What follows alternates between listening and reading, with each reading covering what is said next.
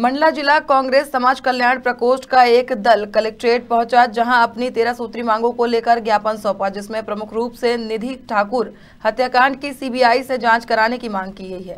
13 सूत्री मांगों को लेकर महामहिम राष्ट्रपति के नाम जिला कांग्रेस समाज कल्याण प्रकोष्ठ मंडला द्वारा सामाजिक बिंदुओं को लेकर कलेक्टर को ज्ञापन सौंपा एवं निधि ठाकुर की निर्मम हत्या की सीबीआई से जाँच कराने की मांग की है।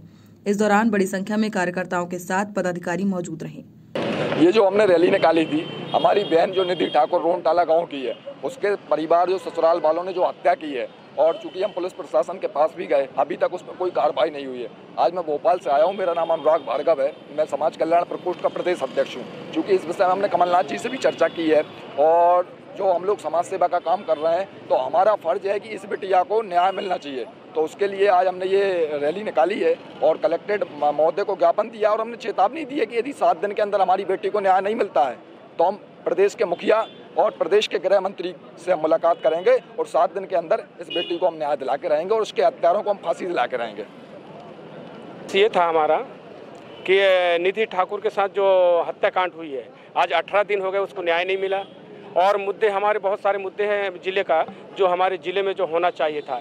अभी रेत खनन यहाँ सरेआम बिल्कुल बड़े तेज़ी से हो रहा है। हमने कई बार माइनिंग को बोला, निवेदन लगाया कि कम से कम रेत खदान बंद करें और कम से कम तौर तरीके से काम हो। रही सवाल महंगाई की, तो महंगाई की हमने छत्तीसगढ़ सरकार यहाँ 26 रुपये कुंटल धान खरीद रहा है 100 किलोमीटर दूरी पे, पर यहाँ की सरकार 2000 रुपये कुंटल 2040 में सिमट दिया गया है। और जब इनके शासनकाल में जब ये गेहूँ खरीदे तो 2000 रुपये कुंटल अभी 2022 में खरीदे, इनने 2022 में 2000 रुपये कुंटल खरीदे और अभी उसी गेहूं को किसान 3500 रुपये कुंटल खरीद रहा है। ये इतना बड़ा भार दिया है। तो और सोसाइटी में मट्टी तेल अभी नहीं मिल रहा है।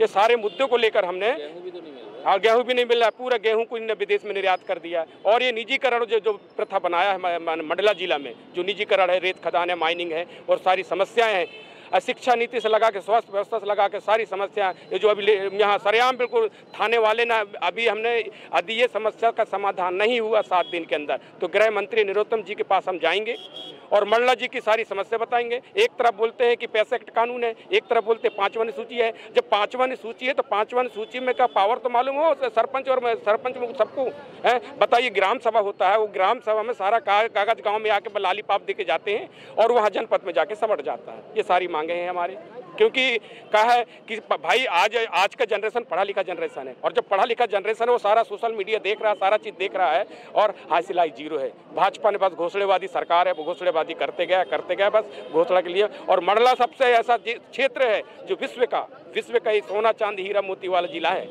जो वर्ल्ड जानता है। मैंने आज के जब मैंने 35 साल की उम्र में मैंने दिल्ली में भाषण दिया था गोंडी भाषा से, क्योंकि इसको सोने का चिड़िया कहा गया है मंडला को।